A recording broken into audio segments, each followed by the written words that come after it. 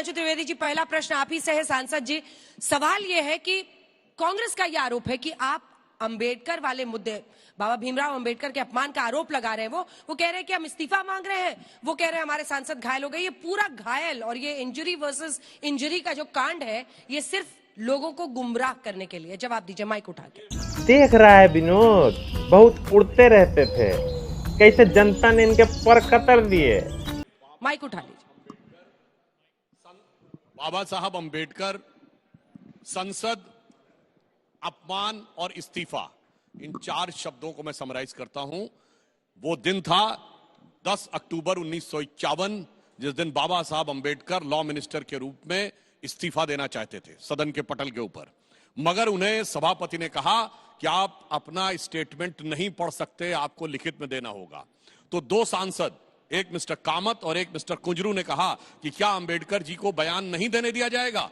तो सभापति ने कहा हां, हमें देखना पड़ेगा कि उनके बयान में कोई सरकार को बदनाम करने वाली चीज तो नहीं है, इसलिए पहले वो लिखित में दे दें, 6 बजे के बाद विचार किया जाएगा। तो बाबा साहब ने कहा मैं ऐसी तानाशाही के आगे नहीं झुकूंगा, और वो सदन से बाहर चले गए। और बाद में उन्होंने अपना प्रेस रिलीज किया, और ये लिखा हुआ है बाबा साहब की सबसे ऑथेंटिक ऑटोबायोग्राफी, जो पद्म भूषण धनंजय कीर, जिन्हें पद्म भूषण इंदिरा जी की सरकार समझ रहे हो ना, दिया था। उन्होंने अपनी किताब में ये पूरा विवरण लिखा है। बस साफ हो गया किसने सम्मान किया, किसने अपमान किया। और मैं दूसरा कहना चाहता हूं, 24 में क्या हुआ सर? हम बता रहा हूं, हमारी तो छोड़िए, इन्होंने बाबा साहब को संसद में न जाने देने के लिए जमीन आसमान एक कर दिए थे। 52 के चुनाव में बाबा साहब 14,000 वोट से हारे और 74,000 वोट इनवैलिड हुए।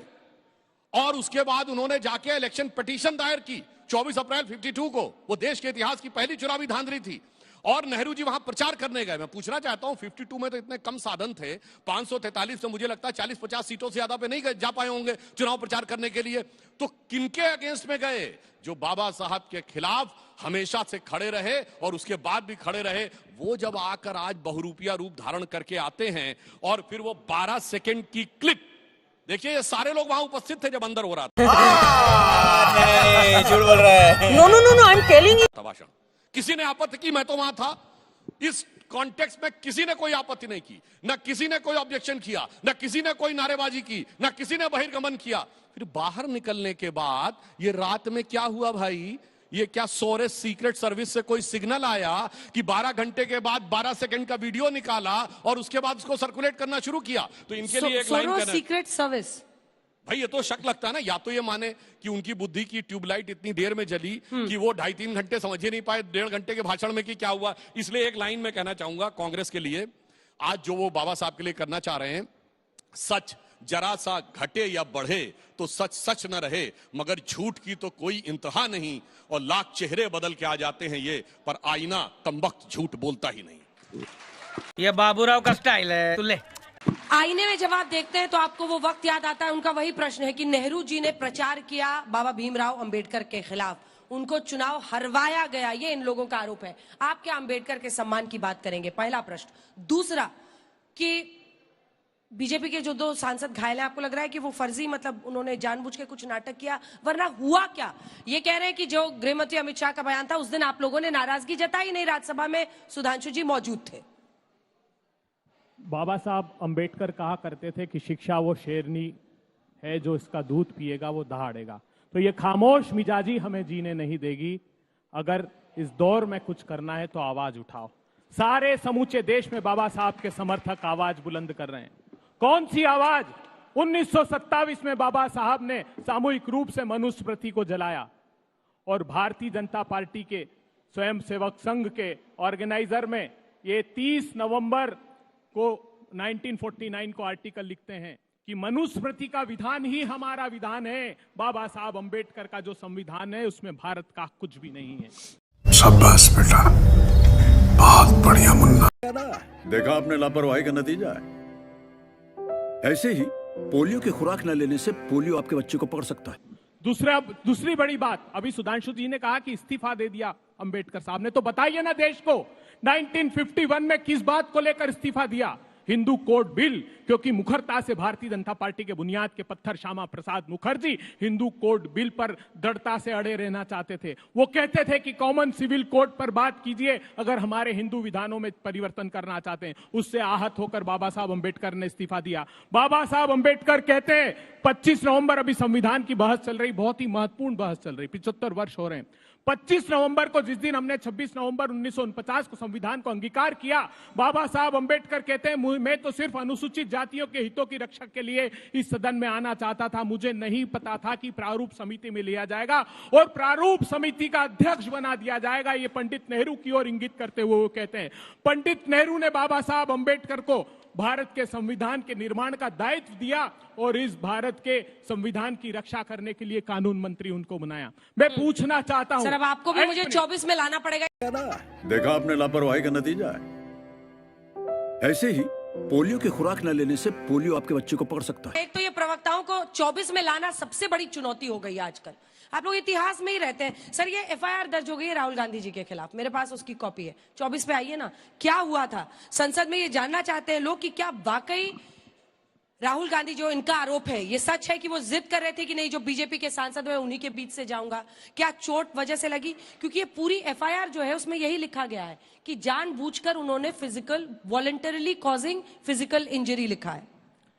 अंजना जी, द्वार को पर घेर कर अगर भारतीय जनता पार्टी के सांसद बैठ जाएंगे तो जाएंगे कहां से?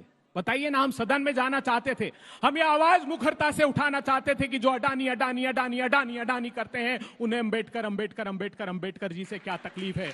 इस सदन में हम ये सवाल खड़ा करना चाहते थे कि जब यूएस की अदालत में इंडाइटमेंट हो गया और किस बात पर हुआ कि अडानी के भतीजे को पकड़कर इलेक्ट्रॉनिक एविडेंसेस कलेक्ट किए और पता लगा कि भारत में 2000 करोड़ रुपए की यह आरोप है कि रिश्वत दी गई। उस पर मैं आखिरी बात करना चाहता हूं। मजा आया और मैं ये जो मजा है हिंदुस्तान के हर व्यक्ति को देना चाहता हूं। बहुत महत्वपूर्ण बात है। देखिए 25 नवंबर 1949 का भाषण सुनिए, आपको लगेगा कि शायद भारतीय जनता पार्टी की सरकार, मोदी सरकार के लिए अंबेडकर जी ने कहा, उन्होंने कहा कि मेरा संविधान आ गया लेकिन मुझे स्वतंत्रता को लेकर 3 चिंता है। एक, वो राजनीतिक दल भविष्य में अगर कोई ऐसा हो जो अधिनायकवाद के चरणों में हम अपनी स्वतंत्रता रख दें और वो संस्थाओं पर हमला करेगा तो हमारी स्वतंत्रता खतरे में होगी। अगर कोई राजनीतिक दल देश के ऊपर धर्म को रखेगा तो स्वतंत्रता खतरे में होगी और कोई राजनीतिक दल मुट्ठी भर लोगों के लिए सत्ता का उपयोग करेगा तो स्वतंत्रता खतरे में होगी। जब अडानी जी 1600 करोड़ रुपए रोज कमाते और 27 रुपए किसान की आमदनी होती तो लगता है कि अंबेडकर जी की वो चिंताएं चरितार्थ हो रही। ठीक है, जल्दी से इसका जवाब दे दीजिए, सिर्फ 2 लाइन का, फिर वाजपेयी जी बोलेंगे। अगर भारतीय जनता पार्टी के लोग सांप्रदायिक उन्माद की आग में देश को झोंक देना चाहते हैं तब लगता है कि दूसरी चिंता भी अंबेडकर जी की चरितार्थ भारतीय जनता पार्टी आपने देश से ऊपर धर्म को कर दिया है, उन्माद फैला। अभी बदत है भाई, अभी बदत है। गजब का भाषण देते हैं साहब। दिसंबर 1950 में जनसंघ तक नहीं बना था, कहीं भारतीय जनता पार्टी के खिलाफ बोल रहे थे। और मैं कहना चाहता हूं महोदय, डॉक्टर अंबेडकर ने इस्तीफा दिया 10 अक्टूबर 51। श्यामा प्रसाद मुखर्जी जी नेहरू सरकार छोड़ चुके थे अप्रैल 51। आगे कुछ बोलने अरे लगते हैं कि उनकी वजह से कर रहे थे। हिंदू कोड बिल का विरोध किया अपने कान पे। और 1949 की बात करते, संघ पे तो 48-49 पे प्रतिबंध लगा हुआ था। मतलब डेट का भी नहीं ध्यान रखते कि कुछ भी आके बोलना शुरू करेंगे और जो बाबा साहब ने बोला वो सही तो बोला था। वो दौर आया इस देश में जब एक अधिनायकवादी सत्ता ने इस तरह कब्जा कर लिया इस देश पर कि नारा लगाया गया India is Indira and Indira is India. तो लगता मुझे आप अपनी बात कर रहे थे। और आखिर में आज की बात पे आता हूं। इन्होंने कहा जो अडानी अडानी अडानी कह रहे थे उनको अंबेडकर जी का नाम लेना पड़ा। ये किसके लिए बोला जा रहा था? इस सदन में अडानी अडानी कौन कर रहा था? ये कर रहे थे और इनके एक सहयोगी दल ने साथ नहीं दिया। मैं चुनौती देता हूं, कार्य स्थगन का एक प्रस्ताव दिखाइए जो किसी दूसरे दल ने दिया हो। अरे कहना क्या चाहते हो? अडानी के मुद्दे पे नहीं दिया। आखिर में अंबेडकर जी का नाम आप जपने लगे भाई। अरविंद जी ये तो आपके ऊपर लागू हो रहा है। अरविंद जी देखिए, उनका कहना है कि पहले घिरे हुए थे अडानी के मुद्दे पर, अंबेडकर के मुद्दे पर अब पूरा एनडीए पूरी सरकार घिर गई है। कह दूं जो इन्होंने गलत बोला। साहब ये बताइए, कॉन्स्टिट्यूएंट असेंबली का चेयरमैन कौन था? राजेंद्र प्रसाद। और फिर उनको अपॉइंट कर दिया नेहरू जी ने। तो गजब गजब तर्क देने लगते हैं, मतलब चेयरमैन की कोई पावर ही नहीं थी। ये देखिए मानसिकता कैसी भरी हुई है कि चेयरमैन ने नहीं अपॉइंट किया ड्राफ्टिंग कमेटी का अध्यक्ष, उनको नेहरू जी ने कर दिया। सर थोड़ा फैक्ट तो छोटा सा जवाब लेना ही पड़ेगा। सुधांशु जी, हाँ। जो बाबा साहब चुनकर भी आए संविधान सभा में, हमारे जयकर साहब को इस्तीफा दिलाया बॉम्बे की कॉन्स्टिट्यूएंट असेंबली से, क्योंकि वो बंगाल की कॉन्स्टिट्यूएंट असेंबली से जीत कर आए थे जो पाकिस्तान का हिस्सा हो गई।